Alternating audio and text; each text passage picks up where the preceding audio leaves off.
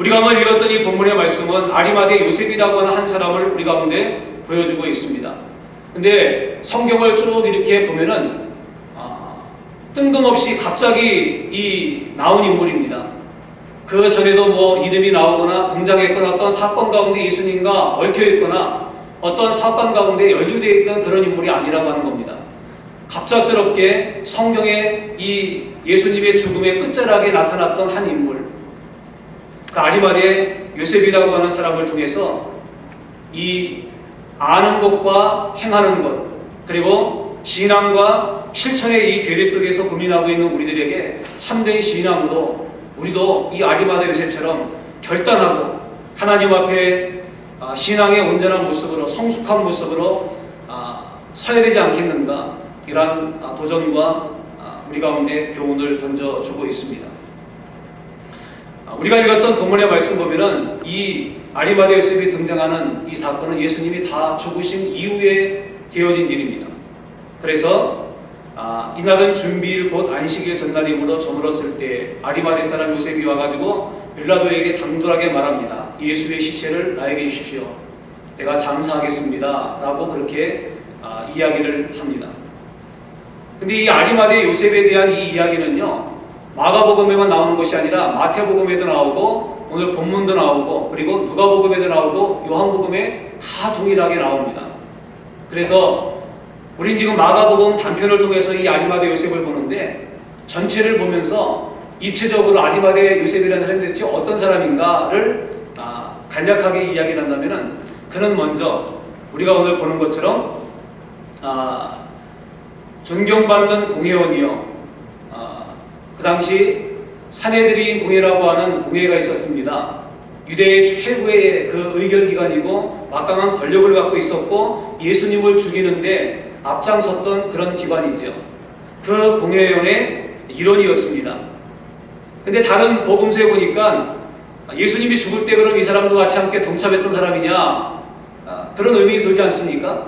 근데 다른 복음서에는 뭐라고 말하냐면은 사람들이 예수를 죽이려고 할 때 이 사람은 거기에 참여하지 않았다라고 그렇게 가로를 통해서 이 사람의 행적을 얘기해 주고 있더라고요. 그리고 이 사람은 어떤 사람이냐, 하나님의 나라가 임하기를, 다른 말로 말하면은 마라나타, 아멘 주 예수여 오시옵소서, 하나님의 나라가 이 땅 가운데 임하기를 간절히 소망했던 믿음의 사람이었습니다. 그리고 그는 부자였습니다. 그리고 또 그는 의로운 사람이었다고 고백해주고 있습니다. 그리고 또 그를 가리켜 말할 때 예수의 제자였다, 그도 예수의 제자다 라고 이렇게 아리마대 사람 요셉을 소개해주고 있습니다. 이 사람을 통해서 오늘 우리가 도전받고 또 신앙 안에서 하나님 앞에 영적인 그 모습으로 서기를 바라는 그 모습은 바로 이 사람이 예수 그리스도가 죽으신 이후에 자기의 신앙과 믿음을 공개적으로 고백했다고 하는 겁니다. 사복음서에 나오는 그 이 아리마대 사람 요셉에 대한 이야기를 말씀을 드렸는데 이 사람은 갑자기 등장한 사람이라고 얘기를 했죠. 전에 뭐 어떠한 사건과 연결되어 나온 그런 얘기도 없습니다. 어떤 의미에서는 예수를 믿었고 예수의 제자였는데 어떤 사람이었습니까? 숨어서 예수를 믿고 있었고 다른 사람이 알지 못하는 숨은 제자였다고 하는 겁니다. 자기의 정체를 숨기면서 내가 예수를 믿는 사람이고 예수를 내가 존경한 사람이고 내가 예수를 따르는 제자인데 그것을 사람들에게는 숨기면서 그렇게 예수님을 마음 가운데 두었던 사람이었습니다. 어떻게 보면은 비밀 제자라고 그렇게 얘기를 할 수 있죠. 마치 여러분 그 첩보 영화에 나오는 그 첩보원들 있지 않습니까? 자기 정체를 숨기면서 그렇게 임무를 수행하는 그런 사람이죠. 제가 어떤 영화를 봤는데 그 영화를 보니까 전체 내용은 기억하지 못하는데 남편도 첩보원이고요, 그 다음에 아내도 첩보원입니다. 근데 서로가 서로를 몰라요. 그런 경우도 있는데 이 사람은 아마 자기의 정체를 숨기면서 그렇게 믿었던 사람이었습니다. 근데 왜 그랬는가? 그럴 만한 근거를 요한복음 19장에는요 이렇게 설명해주고 있습니다. 38절 말씀해 보니까 아리마대 사람 요셉은 예수의 제자이나 유대인을 두려워하여 그것을 숨기더니 2일 후에 빌라도에게 예수의 시체를 가져가기를 구하며 빌라도가 허락하는지라 그랬습니다. 지금까지 숨어 살았습니다. 유대인을 두려워하고 자기가 만약에 자기 정체를 드러내고 사람들에게 알리고 공개적으로 선포했을 때 나타날 수 있는 불이익들이 있었다는 거지요. 그래서 자기가 굳이 예수 믿는 사람이고 나도 예수의 제자고 예수를 내 마음 가운데 믿음으로 믿는 사람이다라고 하는 것을 공개적으로 얘기하지 않았습니다. 그래서 사람들도 아리마대 사람 요셉이 예수를 믿는 사람이고 예수를 따르는 사람이고 제자인 것을 사실은 몰랐습니다. 그런데 그렇게 숨겨왔던 자기의 정체를 이 요셉이 이제 세상을 향해서 드러내놓고 있습니다. 자기의 정체, 자기의 존재를 사람들에게 그렇게 밝혔다고 하는 겁니다. 그것이 바로 뭡니까? 예수 그리스도의 그 죽으신 시체를 내가 가져다가 장사하겠습니다 라고 그렇게 이야기를 하더라고 하는 겁니다. 예, 그렇습니다. 지금까지는 숨어 살아왔는데 이제는 때가 되었다고 생각되었지요. 자기가 알고 또 자기가 이론적으로 지금까지 그렇게 터득했던 것들이 자기의 삶 가운데서는 열매로 맺고 사람들에게 공개적으로 증거가 나타내지 못했던 그러한 삶이었는데 이제는 어떻게 됩니까? 이제는 자기가 아는 것과 자기가 체험한 것과 자기가 그리고 배웠던 예수 그리스도에 대한 신앙과 믿음이 무엇으로 옮겨진 겁니까? 삶으로 옮겨졌다는 겁니다. 행동으로 옮겨졌고요. 그리고 실천으로 옮겨지는 이 아리마대의 모습을 우리 요셉의 모습을 우리가 볼 수 있습니다. 그는 공개적으로 자기가 예수 그리스도를 믿는 사람이라고 하는 사실을 그렇게 증거한 거죠. 공개적인 신앙의 고백 순간을 우리가 본문을 통해서 보게 되어집니다. 여러분, 우리가 예수 그리스도를 믿을 때에도 이렇게 공개적으로 내가 예수 그리스도를 믿는 사람이고 나는 하나님의 자녀이고 예수 그리스도를 따르는 사람이다라고 하는 이러한 공개적인 신앙의 고백이 우리 가운데 필요합니다. 이거는 선택의 문제가 아닙니다. 정말로 우리의 삶 가운데 이러한 고백들이 나타나줘야 합니다. 왜 그러냐? 예수님께서 마태복음 10장에 이런 말씀을 하셨습니다. 32절과 33절 말씀을 보니까 누구든지 사람 앞에서 나를 시인하면 나도 하늘에 계신 내 아버지 앞에서 저를 시인할 것이요. 누구든지 사람 앞에서 나를 부인하면 나도 하늘에 계신 내 아버지 앞에서 저를 부인하리라. 누가 그렇게 말씀했습니까? 예수님이 이렇게 말씀했습니다. 다른 성경 말씀해 보니까 주님이 이렇게 말씀했습니다. 이렇게 말씀했어요. 너희가 사람들 앞에서 나를 부끄러워하면은 나도 하늘 아버지와 천사들 앞에서 너희를 부끄러워할 것이다 그랬습니다. 너희가 어떠한 상황과 어떠한 형편과 어떠한 조건 가운데 있든지 간에 그것이 너희에게 유익이 되든지 아니면 반대로 불이익이 되든지 내가 예수 그리스도에 대한 신앙과 믿음을 고백했을 때 나에게 두려움이 찾아오고 혹은 내 가운데 손해가 온다 할지라도 사람들이 나를 갖다가 이상하게 보거나 혹은 또 왕따를 시키는 그러한 상황들이 펼쳐진다 할지라도 그 상황 가운데서 내가 예수 그리스도를 시인하고 인정하면 예수 그리스도께서도 하늘 아버지 앞에서 우리를 시인한다고 말씀하십니다. 우리를 자랑스럽게 여기시면은 하나님 앞에서 예수님이 그렇게 말씀하십니다. 우리를 자랑한다고요. 그래서 이 문제는 우리가 예수 그리스도를 믿고 있으면서 선택의 문제가 아니라 사실은 필수라고 하는 겁니다. 그래서 우리가 배웠던 것들, 알았던 것들, 공부했던 것들, 들었던 것들, 이 모든 것들이 우리의 삶 가운데서 그대로 녹아야 되고요. 실천이 돼야 되고 행동이 돼야 할 줄로 믿습니다. 이거는 여러분의 구원과도 관계가 있는 문제입니다. 그러니까 우리가 흘려들을 수 있는 그런 문제가 아니에요. 주님께서 마태복음 10장에 말씀했던 내용들을 보십시오. 시인하면 나도 너희를 시인하고 부인하면 나도 너희를 부인한다고 말씀했는데 여러분, 시인과 부인이 결국 뭐겠습니까? 하나님 앞에서 우리의 존재에 대한 인정과 그리고 내가 그를 알지 못한다고 부정하는 것이 우리에게 어떤 의미가 있냐는 거지요. 그건 바로 구원과 맞닥뜨려진 중요한 의미가 있는 거 아니겠습니까? 따라서 우리의 삶 가운데서 예수 그리스도를 내가 인정하고 고백하고 시인하는 것은 내 구원과 직결되어지고 나의 신앙과 밀접하게 연관되어진 중요한 문제라고 하는 것을 우리가 깨달아야 될 줄로 압니다. 이 본문의 말씀 이 아리마대 요셉의 사건을 보면서 오래전에 있었던 한 사건이 제 그 마음속을 스쳐 지나갔습니다. 1999년 4월 22일 미국에서 있었던 충격적이 끔찍한 사건이었습니다. 미국의 콜로라도 리틀콘이라고 하는 그 타운에 콜럼바인 하이스쿨이 있었습니다. 지금도 물론 있지요. 근데 이 학교의 재학생이었던 에릭과 딜란이라고 하는 이 학생이 총기를 들고요, 학교 안으로 들어와가지고 무차별하게 사람들에게 총을 난사했습니다. 그래서 학생 12명과요, 교사 1명, 그리고 23명에게 부상을 입히고, 그리고 마지막에는 본인도 스스로 목숨을 끊는 정말 참혹한 그러한 사건이 생겼습니다. 여러분도 아마 뉴스 매체를 통해서 이 사건을 접했을 줄로 압니다. 근데 이 에릭과 딜란이라고 하는 이 남학생이죠. 학생은요, 평소에 트렌치코트 마피아라고 하는 그런 자칭하고 자기들을 갖다가 그렇게 사람들에게 알리면서 불량스럽게 아마 학교 생활을 했던 것 같아요. 근데 그들이 총을 들고 1000여 발이 넘는 그런 총알을 가지고 왔다 그래요. 어떻게 구했는지 모르겠지만, 그래가지고 학생들과 그리고 교사들 향해서 학교에 있는 자기의 친구들이죠. 그들을 향해서 무차별하게 난사했습니다. 근데 그 죽었던 희생됐던 사람들 중에서 안타까운 그러한 사연과 소식들이 이제 그렇게 뒤에 밝혀졌는데, 희생당했던 사람들 중에서, 학생들 중에서 두 학생의 이야기가 많은 사람들에게 감동이 되고 영적인 도전을 주었습니다. 그리고 적지 않게 많은 그리스도인들에게 반향을 일으켰습니다.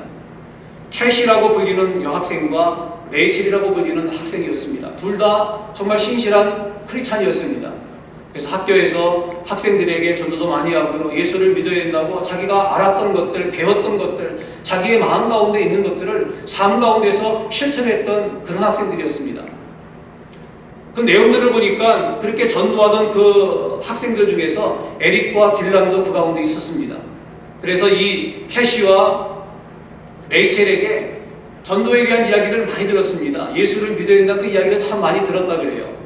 근데 그날 그들이 총을 가지고 와서 난사하는 그 가운데 한 학생이 도서관을 문을 부수고 들어왔습니다. 그래서 먼저 흑인 학생 하나를 갖다가 총으로 쏘아서 그렇게 죽였습니다. 그리고 계속해서 도서관 안에 있던 몇 명을 총으로 쏘았습니다. 잠시의 정적이 흐른 다음에 이 한 학생이 캐시가 있는 그 테이블이죠. 그 테이블로 왔습니다. 학생들은 너무나 두렵고 공포에 질린 나머지 그 책상 밑에 다 그냥 몸을 숨기고 두려움과 공포 가운데 떨고 있는 겁니다. 근데 총을 가지고 저벅저벅 캐시가 있는 그곳으로 와가지고 그 밑을 향해서 그렇게 소리를 쳤습니다. 거기 책상 밑에 숨어있는 애들 중에서 하나님을 믿는 사람이 있니? 아마 그 중에는 교회에 다니면서 하나님을 믿는 학생들도 있었겠지요. 근데 살아남은 그 친구들의 전언에 의하면은 이 캐시가 잠시 머뭇거리더니 책상 밑에서 그렇게 일어서더랍니다. 그리고 이렇게 말했다 그럽니다. Yes, I believe in God. 나는 하나님을 믿습니다. 그러니까 총을 든 학생이 Why? 그러고 대답할 기회도 주지 아니하고 총을 갖다가 난사해서 그 자리에서 그냥 죽어버리고 말았습니다. 그리고 레이첼이라고 하는 또 다른 순교자가 있는데 참 모범생이었다 그럽니다. 그래서 앞에서 말씀드렸던 것처럼 전도도 잘하고 성격도 참 밝은 그런 학생이었습니다. 많은 사람들에게 사랑을 받고 또 칭찬을 받는 그러한 여학생이었습니다. 근데 레이첼에게도 동일하게 와가지고 동일한 질문을 던졌다 그럽니다. Do you believe in God?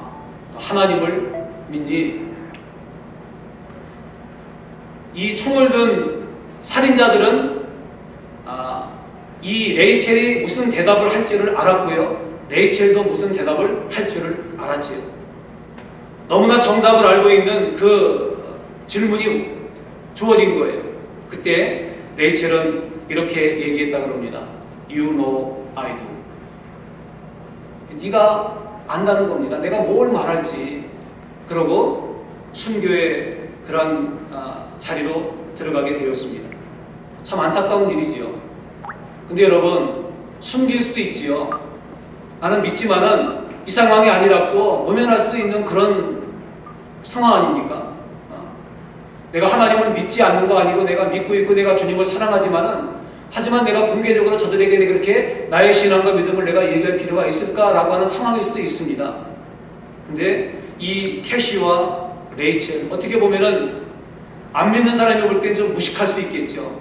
그거까지 또 마음으로 믿으면 되지 뭐하러 그렇게 하고 그렇게 죽나라고 얘기할 수도 있을 상황입니다. 하지만 제가 생각하건대 이 캐시와 레이첼의 마음 가운데는 사람들이 생각하는 그런 생각들이 아니라 이 자기가 정말로 지금까지 배워왔고 알아왔고 자기가 믿었던 하나님에 대한 신앙과 믿음을 고백할 수 있는 그 자리가 돼야 한다고 생각을 했다는 겁니다. 비록 죽음의 위협이 지금 내가 이 자리에서 죽을 수 있을지 모르지만은 하지만은 회피해서 그렇게 생명을 연명하는 것보다는 내가 위협이 내 가운데 온다 할지라도 내가 예수 그리스도와 하나님에 대한 신앙과 믿음을 고백해야 할 장소가 바로 여기다 라고 하는 담대함이 있었기 때문에 그러한 결단이 그 가운데 있었기 때문에 가능한 일이었습니다.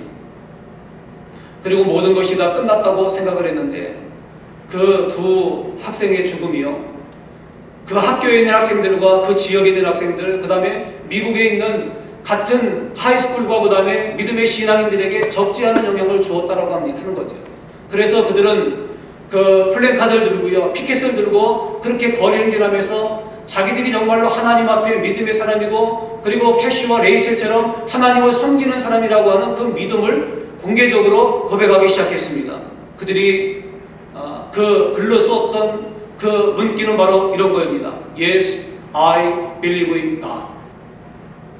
예, 공개적으로요. 그것은 사람들에게 자기를 나타내고 과시하기 위해서 그런 것들이 아니라 내가 이제 내 삶 가운데서 이렇게 고백하고 행진하는 것처럼 내가 예수 그리스도를 시인하고 사람들 앞에서 하나님의 자녀인 것을, 내가 예수 그리스도를 따르는 사람들인 것을 내가 부인하지 아니하고 내가 부끄럽게 여기지 아니하고 그것을 자랑스럽게 여기고 나는 그렇게 살겠다고 하는 믿음의 담대한 고백이며 선언이 아니었겠냐라고 하는 거죠. 그래서 제가 설교 말씀을 준비하면서 이 캐시와 레이첼을 이제 그 기리는 웹사이트가 있는데 그 사이트에 들어가 보니까 이런 글귀가 남아 있더라고요. 캐시와 레이첼의 죽음이 슬프긴 하지만 그녀의 순교를 통해서 얼마나 많은 영혼들이 위로를 얻고 용기를 얻었는지 모릅니다. 수많은 사람들이 그녀의 증언을 통해서 주님께로 돌아왔습니다. 당신의 증언은 무엇인가요? 당신도 이렇게 말할 수 있나요? 그렇습니다. 나는 하나님을 믿습니다. 이것은 우리의 삶 가운데 정말로 진지한 그런 고민이어야 되고, 그리고 이 고민 끝에 우리가 얻어야 될 결론은요, 캐시와 레이첼이라고 하는 이 여학생들이 행동했던 것과 오늘 아리마대 요셉이 우리를 통해서 보여주고 있는 우리가 아는 것과 신앙으로 행하는 것이 무엇인가 라고 하는 이 해답을 우리가 받아야 될 줄로 압니다. 그렇습니다. 아는 것과 행하는 것이 일치가 되는 게 신앙인 겁니다. 그래서 우리의 삶 가운데 내가 그리스도인이라고 하는 것을 담대하게 선포하며 나를 위해서 십자가 위에서 자기의 생명을 마다하지 아니하고 우리를 위해서, 나를 위해서 그 생명을 주신 주님을 향해서 믿음과 신앙을 고백하는 그것은 당연한 일이며 그를 따르고 있는 그의 제자들이 세상 가운데서 담대하게 선포해야 할 믿음의 고백이라고 하는 겁니다. 오늘 저와 여러분 가운데 이러한 고백들이 있게 되기를 간절히 원합니다. 지금은요, 우리가 믿음을 숨기거나 하고 또 믿음을 은폐할 만큼 그렇게 핍박받는 시대가 아니지 않습니까? 그렇잖아요. 지금은 여러분 007과 같은 첩보원이 필요하지 않습니다. 담대하게 자연스럽게 우리의 삶 속에서 내가 예수를 믿고 있고 당신도 예수 그리스도를 믿어야 구원받고 있고 하나님은 살아계시고 내가 하나님을 믿고 있습니다라고 하는 믿음과 신앙의 고백들이 우리의 삶 가운데 열매로 나타나게 되어야 할 줄로 믿습니다.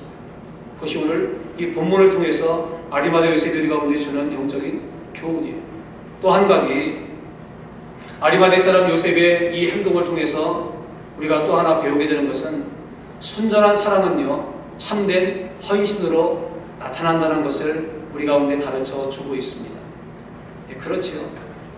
우리가 진정 누군가를 사랑한다면 그것은 그 사람을 향한 헌신과 희생으로 또 그 사랑을 위한 대가 지불로 나타나는 것이 당연한 겁니다. 아리마대 요셉은요 진정 예수님을 사랑했던 사람이었습니다. 그래서 그는 지금 자기가 예수 그리스도를 믿는 사람이고 그리고 자기가 예수님의 장례를 준비할 겁니다 라고 이렇게 당돌하게 얘기를 할 수가 있었습니다. 그렇게 말하면 자기에게 불이익이 있죠. 자기에게 위협도 있고 어려움도 있을 것이라는 것을 너무나 잘 알았습니다. 지금은요 적어도 지금 예수님이 죽은 이 시점 이때에는 예수님을 믿었던 사람들일지라 하더라도 자기의 존재에 대해서 사실은 감춰야 할 때입니다. 왜냐하면 자기를 나타내고 자기를 드러내고 뭔가 예수 그리스도 연관된 그 일을 할 때에는 자기에게 불이익이 오고요. 그 다음에 예수 그리스도가 죽었는데 그냥 단순하게 죽은 게 아니잖아요. 예수님은요 유대인들에게는 저주받은 자입니다. 그래서 유대인들에게는 이 예수 그리스도가 정말로 안 좋게 인식된 그런 죽음이었고 그리고 이 로마 정부에 의해서도 예수라고 하는 사람의 죽음은 뭡니까? 그는 정치적으로 죽었거든요. 그렇기 때문에 내가 공개적으로 예수를 따르고 내가 시체를 갖다가 내가 장사하겠습니다라고 하는 그건 정말로 쉽지 않은 겁니다. 예수님이 잘 나갈 때 쉽게 말하면은 막 그냥 수많은 인파가 따라들고요. 그 다음에 예수를 우리가 왕으로 삼자. 그래서 예수님을 갖다가 사람들이 추앙하고 막 그럴 때에는요. 내가 예수 믿는 사람이라고. 내가 저분과 함께 했고 내가 저분과 좀 많이 알고 그 다음에 내가 저분의 제자입니다 라고 말하면 사람들이 다르게 보죠. 그때는 뭔가 얻을 게 있고요. 나한테 유익이 있습니다. 하지만 지금 그럴 때가 아니잖아요. 예수 그리스도가 죽음으로 모든 것이 다 끝났다고 생각하는 이 시점이지 않습니까? 근데 끝났다고 생각하는 그 시점에 한 사람이 당돌하게 예수님의 그 장례를 준비하기 위해서 빌라도 앞에 섰다라고 하는 거죠. 그거는 적어도 그 마음 가운데 믿음뿐만 아니라 주님을 향한 사랑이 있었습니다. 그 사랑은 뭡니까? 순전한 사랑이라고 우리는 이름을 붙이지요. 뭔가 대가를 바라고 유익이 있고 그렇게 하면서 나한테 뭔가 좀 보탬이 되고 그래갖고 내가 하는 게 아니잖아요. 불이익이 올 것을 뻔하게 알면서도 불이익을 감수하면서 이렇게 행동으로 실천으로 옮겼다고 하는 것은 예수님에 대한 진정한 사랑이 아리마대 요셉 가운데 있었기 때문에 가능했다고 하는 거죠. 그런 헌신, 그런 희생, 그런 대가 지불은 바로 사랑을 통해서 나타나게 되는 겁니다. 우리가 결혼하셨기 때문에 뭐 다 그런 과정들을 거쳤지만요. 사랑하면 그렇지 않습니까? 여러분 안 그래요? 여러분 사랑하면은 사랑하는 사람을 위해서 희생하는 것이 오히려 기쁨이지요. 대가 지불하는 게 여러분 행복이지 않습니까? 진정 사랑하면 그런 거예요.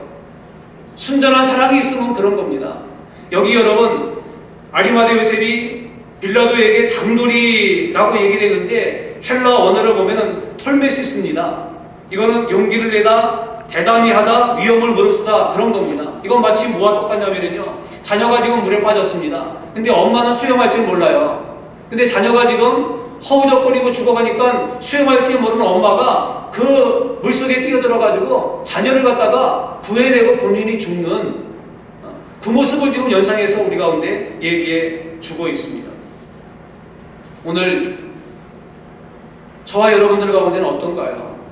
제가 한 주간 이 본문의 말씀을 묵상하면서 여러 자료를 또 이렇게 접하면서 참 많은 생각들을 해봤습니다. 나 자신에 대한 것들. 나는 정말 주님을 사랑하는가?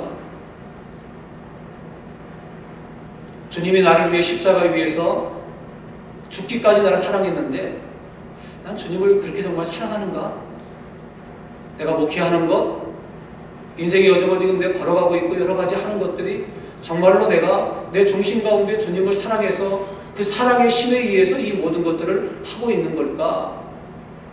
우리 교회 교인들은 어떨까? 여러 가지를 이런저런 각도로 생각을 해봤습니다. 그러면서 어떤 목사님이 설교 중에 그런 얘기를 하더라고요. 동일한 내용을 가지고 설교했던 내용인데 그 목사님이 그런 얘기를 하더라고요. 현대 크리스찬들은 너무나 약삭빠르다. 예. 자기 이익, 자기 원하는 건 다 챙긴다는 거죠. 주님을 통해서 뺄 수 있는 건 다 빼고요. 자기가 원하는 건 다 한다는 거죠. 그 다음에 희생의 자기에 나아가는 것은 주저하는 현대 크리스찬들의 모습들. 그 얘기가 맞다고 생각합니다. 우리 주변에서 그런 것들을 많이 보기 때문에 그러죠. 우리는 결국 정말로 주님이 나를 사랑했기 때문에 그 사랑에 젖어가지고 순전한 사랑이 내 마음 가운데 있어 주님을 향한 순전한 사랑의 행동과 그 주님을 향한 사랑 때문에 기꺼이 내가 희생의 자리에, 헌신의 자리에, 봉사의 자리에, 섬김의 자리에, 주님이 기뻐하시는 그 자리에 내가 설 수 있어야 되는데 그게 정말로 사랑의 아름다운 그런 그 교제인데 우리 가운데는 그런 것들이 너무나 부족하지 않은가라고 하는 생각을 해보았습니다. 그러면서 우리가 너무나 잘 알고 있는 성경 구절 말씀이 제 마음 가운데 그렇게 들어왔어요. 그건 바로 요한복음 3장 16절 말씀이었습니다. 우리가 너무나 잘 알지요. 하나님이 세상을 이처럼 사랑하사 독생자를 주셨으니 이는 저를 믿는 자마다 멸망치 않고 영생을 얻게 하려 하시니라. 근데 여기 보니까 하나님이 세상을 이처럼 사랑하사, 하나님이 세상을 사랑하신 사랑은 어떤 사랑입니까? 그건 순전한 사랑입니다. 하나님이 우리를 사랑하신 사랑은 어떤 사랑입니까? 그건 너무나 깨끗한 사랑이라는 거죠. 너무나 숭고한 사랑입니다. 아무런 조건, 아무런 이익, 아무런 것 바라지 아니하고 하나님께서는 우리 한 사람을 향해서 그러한 사랑을 주셨습니다. 그 사랑의, 순전한 사랑의 행동이 무엇으로 나타났습니까? 자기 아들을 십자가에 내어주는 것으로 나타났다고 하는 거죠. 그리고 요한일서 4장 10절 말씀해 보니까 사랑의 메신저 사도 요한은 사랑을 이렇게 얘기를 했습니다. 사랑은 여기 있으니 우리가 하나님을 사랑하는 것이 아니요 오직 하나님이 우리를 사랑하사 우리를 위하여 화목제로 그 아들을 보내셨음이니라. 순전한 사랑은 희생으로 나타납니다. 헌신으로 나타납니다. 그 사랑을 이룰 수 있는 대가 지불로 나타나게 되더라고 하는 겁니다. 그것을 보면서 오늘 우리의 마음 가운데도 주님을 향한 이 애틋하고 순전한 사랑이 있는가? 예. 이 본문의 말씀을 준비하면서 그 러시아 그리스도인 한 사람이 그렇게 그 생각이 났습니다. 그는 보리스 콘헬드라고 하는 이름의 유대인 출신 의사였습니다. 그는 스탈린 치하에서 러시아에서 스탈린도 신이 아니라 인간이라고 하는 그 이야기를 말한 제목으로 체포되어 가지고 강제 노동 수용소에서 일하게 되었습니다. 그는 거기서 의사로서 죄수들이 병을 핑계대지 못하고 죽도록 일하다가 죽도록 하는 일과 그리고 난치의 환자의 목숨을 연장하지 말고 죽도록 하는 일을 그렇게 받은 겁니다. 그러니까 의사로서 생명을 구하는 의사는 하지 말라는 겁니다. 그냥 치료해가지고 써먹을 수 있는 사람들은 치료하고 그렇지 못한 사람은 손대지 말라고 그렇게 상부에서 명령이 내려왔습니다. 그리고 그 명령은 그에게는 생명과도 같은 거였습니다. 근데 형식적이고 기계적으로 사람들을 치료하는 그 일을 하면서 자기의 인간성이 철저하게 파괴돼가고 있고 그리고 절망의 바닥을 헤매던 어느 날 동료 죄수에게 예수 그리스도에 대한 복음을 듣게 되었습니다. 그리고 스펀지가 물을 빨아들이는 것처럼 그 생명의 말씀이 자기의 마음 가운데 그대로 젖어 들어왔습니다. 그리고 예수 그리스도를 믿게 되었습니다. 수용소 내 일종의 기독교 지하 공동체가 존재한다는 놀라운 소식을 접하게 되고 그리고 자기가 구원받은 것이 자기는 알지 못했지만 그들이 자기를 위해서 기도한 덕분이라는 걸 깨닫게 되었습니다. 그리고 마음 가운데 결심했습니다. 내가 이 복음의 사랑의 생명의 빚진 자인데 이제 내가 이 생명을 전하고 사랑을 전하고 내가 그리스도의 사랑을 실천하는 사람이 되어야겠다라고 하는 결심을 하게 되었습니다. 그래서 이전과는 다르게 환자들을 최선을 다해서 돌보기 시작했습니다.